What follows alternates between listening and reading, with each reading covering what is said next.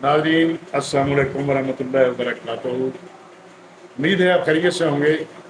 इस video log में हम जिक्र करेंगे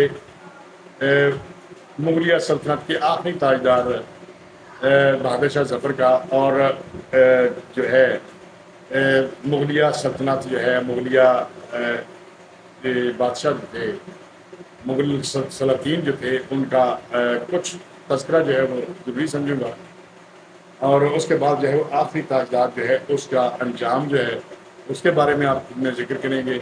उम्मीद है कि ये वीडियो आपको पसंद आएगी। वीडियो उसका जिक्र करने से पहले और तारीखी हवाले देने से पहले मैं चाहूँगा कि आप इस वीडियो को सब्सक्राइब करें और इसको कमेंट्स भी दें और इसको बेल आइकन का बटन जो है वो दबा दें, ताकि जो है वो आपकी तरफ जो है जब भी अपलोड हो तो आपकी तरफ नोटिफिकेशन जो पहुँच सके। अगर आप यूट्यूब चैनल पर देख रहे हैं वर्ल्ड वाइड न्यूज़ को, तो इसको आप सब्सक्राइब करें। अगर आप फेसबुक पेज पे देख रहे हैं तो इसको फॉलो कीजिए। तो आइए जनाब, हम कहते हैं मतलब ये कहते हैं वो ये है कि सन 1857 की पहली जंग आज़ादी के वक्त बहादुर शाह ज़फ़र 82 साल के थे जब उनके 4 बच्चों का सर जो है कलम करके उनके सामने अंग्रेज थाल में सजाकर उनके सामने तोहफे की शक्ल में लाए थे और उनको नाश्ता में पेश किए गए थे। मेजर हेडसन ने उनके 4 लड़कों मिर्ज़ा गुलाम, मिर्ज़ा खिज़र सुल्तान, मिर्ज़ा अबू बकर और मिर्ज़ा अब्दुल्ला को भी कैद कर लिया। मेजर हेडसन ने 4 साहबजादों का सर काटा और उनका गर्म खून चिल्लों से पीकर हिंदुस्तान को आज़ाद करने की चाह रखने वालों से अंग्रेज़ों ने जंग और बगावत को जारी रखने का खतरनाक वहशियाना अहद को जारी रखा। बहादुर शाह ज़फ़र ने अपने बेटों के कटे हुए सरों को अपने हाथों में लेकर दर्द भरे अल्फाज में इनके लिए दुआ करते हुए कहा, तैमूर की औलाद ऐसे ही सुरखरू होकर बाप के सामने अपना फ़र्ज अदा करते हैं। इसके बाद शहजादों के धाड़ कोतवाली के सामने और कटे हुए सरों को खूनी दरवाजे पर लटका दिया गया। बहादुर शाह ज़फ़र ने अंग्रेज़ों की दास्तान के लिए 1857 की पहली हिंदुस्तानी जंग की अगुवाई की। अंग्रेज़ सेनापति ने उन्हें धोखे से कत्ल करने के लिए बुलवाया और गिरफ्तार करके रंगून भेज दिया। बहादुर शाह ज़फ़र मुग़ल ख़ानदान के आखिरी बादशाह थे। सन 1837 में तख्तपोशी के वक्त उन्हें अबू मुज़फ़्फ़र के बदले अबू ज़फ़र मोहम्मद सिराजुद्दीन बहादुर शाह गाजी नाम मिला था। उनकी हुकूमत डंग आलम से पालम तक ही माना जाता था। वो नाम माग के दहली के चेयरमैन थे और असल हुकूमत की व शायर थे, यानी वो फारसी मियान और उसके अदीब भी जो शायर थे। वो सन 1857 तक हुकूमत के कामकाज संभालते रहे। अंग्रेज़ों ने उन पर हुकूमती मुजरम और फौजियों के कत्ल के इल्ज़ाम में अदालत के जरिए मुकदमा चलाया। मुकदमे में पेश किए गए सबूत बहुत ज़्यादा जुर्म-आमेज़ थे और कानून आम होने के बावजूद अंग्रेज़ों ने बहादुर शाह ज़फ़र को मुजरम और खाती करार दिया और मुल्क से निकालने का जुर्माना लिया। बेचारगी मुल्क दोस्त दीनदार बुजुर्ग 82 साल हिंदुस्तान धरती माँ के लाडले बहादुर शाह ज़फ़र पर हैरत अंगेज़ मुकदमा सौंपा। अक्टूबर सन 1858 में उन्हें ज़िंदगी भर के लिए रंगून भेज दिया गया। इस तरह देश एक मुहिब वतन ने मुल्क से दूर रहकर भी मुल्क की आज़ादी के लिए खुद को कुर्बान करते हुए अपने कलम से आज़ादी की लड़ाई को जारी रखा। इस दौरान उन्होंने जो गज़लें लिखी वो अपनी महारत और तरक्की के लिए हिंदुस्तान की आज़ादी के मतवालों के दिलों में कशादा जगह रहती हैं। रंगून में 6 नवंबर सन 1862 को इस आखिरी मुल्क ख़ानदान 1857 की पहली जंग आज़ादी के रहबर ने अपनी जान निशावर कर दी। बहादुर शाह ज़फ़र जो है वो 24 अक्टूबर सन 1975 को दिल्ली में पैदा हुए। 7 नवंबर सन 1862 जो है उसको फौत हुए। जानगून वहाँ पर वो दफन हुए। शहरियत जो थी वो उनकी मुगलिया सल्तनत है। मज़हब जो है वो सुन्नी इस्लाम है और उनकी 2 बीवियाँ थी, ताज महल और जीनत महल। औलाद में मिर्ज़ा जवान बख्त, मिर्ज़ा फरखंदा शाह, मिर्ज़ा दारा बख्त और मिर्ज़ा खिज़र सुल्तान उनके शहजादे थे।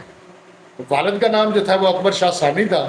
اور والدہ جو تھی وہ لال بھائی تھی، بہن بھائی میں جو ہے وہ مرزا جہانگیر، مرزا جہاں شاہ، مرزا شریف تھے۔ خاندان مغلیہ پیشہ خاندان جو تھا وہ مغل تھا، پیشہ جو تھا ان کا مصنف تھے، شاعر تھے، شاہی حکمران تھے، اور پیشہ ورانہ زبان جو تھی وہ ان کی اردو تھی۔ تو مگر رنگون میں کوئی ایسا مقام نہیں تھا جہاں بادشاہ کو رکھا جاتا۔ وہ رنگون میں پہلا جلاوطن بادشاہ تھا۔ نیلسن ڈیوس نے چند لمحے سوچا اور مسئلے کا دلچسپ حل نکال لیا۔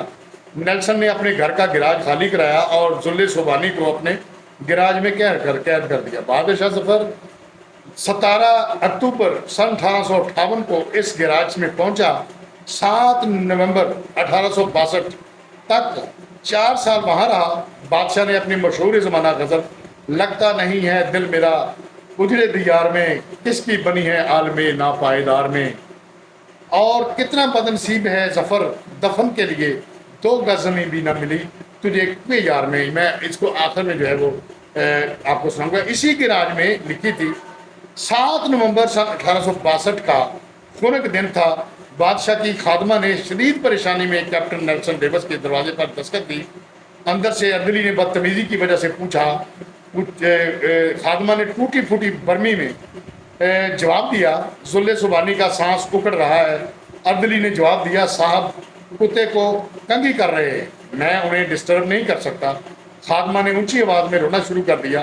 آواز نیلسن تک پہنچ گئی۔ وہ غصے میں باہر نکلا۔ خادمہ پاؤں میں گر گئی۔ وہ مرتے ہوئے بادشاہ کے لیے گراج کی کھڑکی کھلوانا چاہتی تھی۔ بادشاہ موت سے پہلے آزاد اور کھلی ہوا کا ایک گھونٹ بھرنا چاہتا تھا۔ گارڈز کو ساتھ لیا، گراج میں داخل ہو گیا۔ بادشاہ کی آخری آرام گاہ کے اندر موت کا سکوت، اندھیرا تھا۔ نیلسن کے آگے بڑھا۔ بادشاہ کا کمبل آدھا بستر پر تھا اور آدھا فرش پر۔ اس کا ننگا سر تکیے پر تھا، لیکن گردن ڈھلکی ہوئی تھی۔ گردن کی رگیں پھولی ہوئی تھی، ہونٹ خشک اور زرد تھے۔ نیلسن نے زندگی میں ہزاروں چہرے دیکھے تھے، لیکن کسی چہرے پر اتنی بیچارگی، اتنی غریب اور وطنی نہیں دیکھی تھی۔ وہ کسی بادشاہ کا چہرہ نہیں لگ رہا تھا۔ اس چہرے پر ایک آزاد سانس، جی ہاں صرف ایک آزاد سانس کی اپیل تحریر تھی، اور یہ اپیل پرانے کنویں کی دیوار سے لپٹی کائی کی طرح ہر دیکھنے والی آنکھ کو اپنی گرفت میں لے لیتی تھی۔ کیپٹن نیلسن نے بادشاہ کی گردن پر ہاتھ رکھا۔ زندگی کے قافلے کو رگوں کے جنگل سے گزرے مدت ہو چکی تھی۔ نیلسن نے لواحقین کو بلانے کا حکم دیا۔ لواحقین تھے ہی کتنے، ایک شہزادہ جوان بخت اور دوسرا اس کا استاد حافظ محمد ابراہیم دہلوی۔ وہ دونوں آئے۔ انہوں نے بادشاہ کو غسل دیا، کفن پہنایا، جیسے تیسے بادشاہ کی نماز جنازہ پڑھی۔ قبر کا مرحلہ آیا تو پورے رنگون شہر میں آخری تاجدار ہند کے لیے 2 گز زمین دستیاب نہیں تھی۔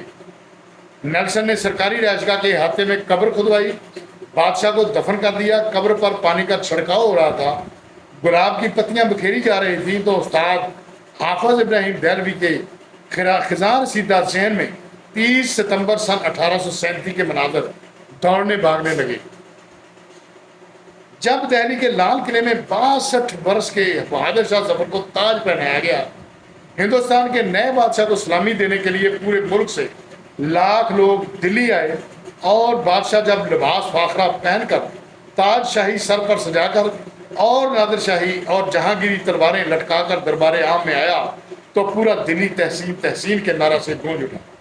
نقارچی نکارے بجانے لگے، گویے ہواؤں میں گویے جو تھے وہ ہواؤں میں تانے اڑانے لگے، فوجی سالار تلواریں بجانے لگے اور رقاصائیں رقص کرنے لگی۔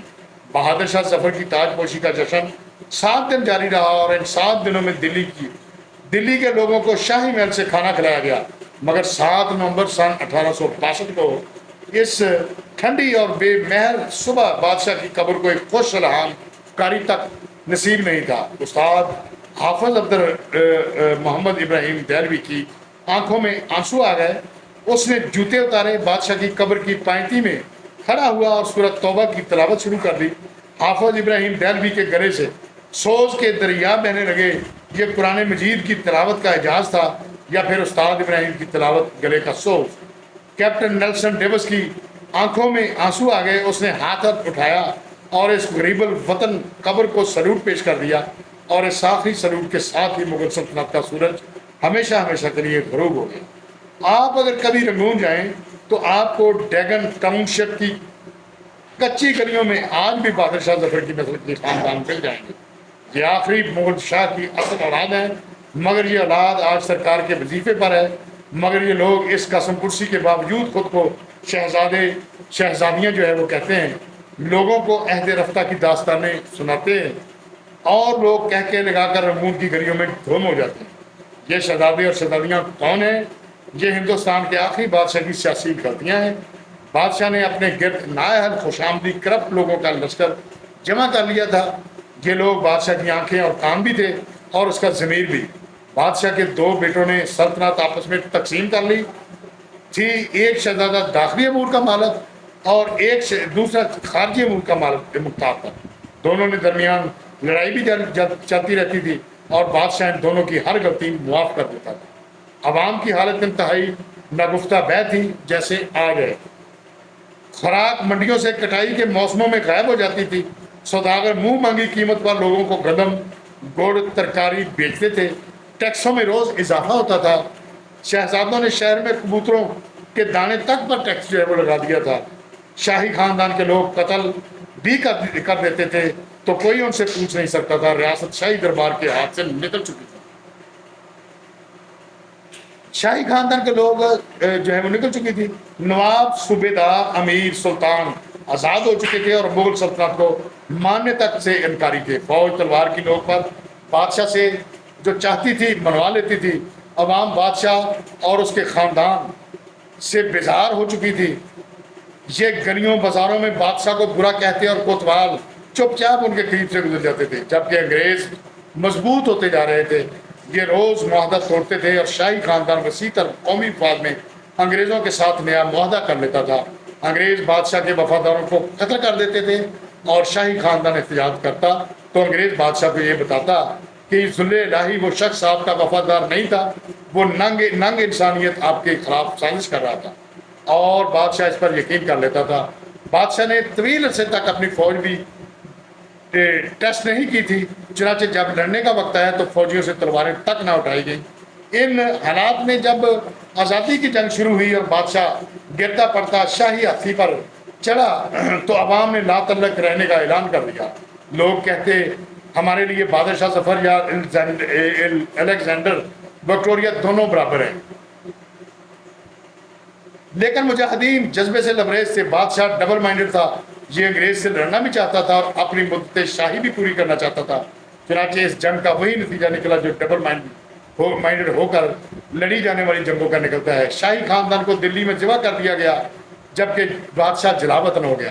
بادشاہ کیپٹن نیلسن ڈیوس کے گراج میں قید رہا، گھر کے احاطے میں دفن ہوا اور اس کی اولاد آج تک اپنی عظمت رفتہ کا ٹوکرا سر پر اٹھا کر رنگون کی گلیوں میں پھر رہی ہے.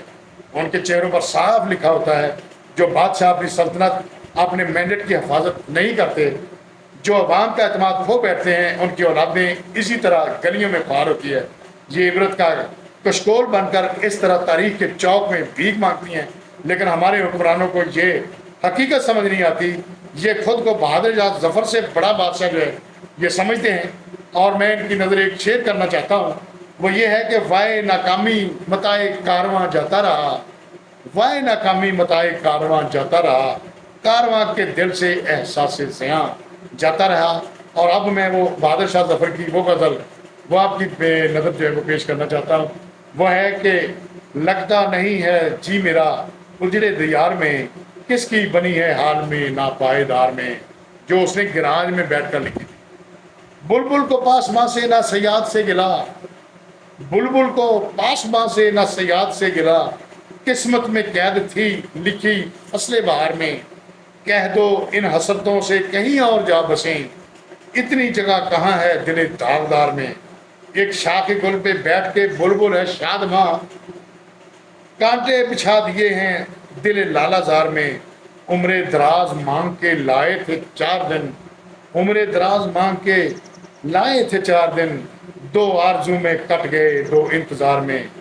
دن زندگی کے ختم ہوئے شام ہو گئی، دن زندگی کے ختم ہوئے شام ہو گئی، پھیلا کے پاؤں سوئیں گے کنجے مزار میں. کتنا ہے بد نصیب سفر دفن کے لیے، دو گز زمین بھی نہ مل سکی تجھے کوئی یار میں، افسوس کہ آج کے حکمران یہ سوچ لیں، ورنہ یہ وقت جو ہے ایک سرپٹ گھوڑا ہے جو آپ کو ڈھونڈتا چلا جاتا ہے، اور آپ کے اندر جو دماغ کے اندر خناس ہے اس عاجزی کی بجائے آپ کا غرور گمنڈ اور یہ پرائڈ آتے فال، غرور کا سر ہمیشہ نیچا ہوتا ہے۔ اور جب اس طرح کے حالات ہوں تو ہمیں سب جو ہے ہم لوگوں کو یہ ہونا چاہیے کہ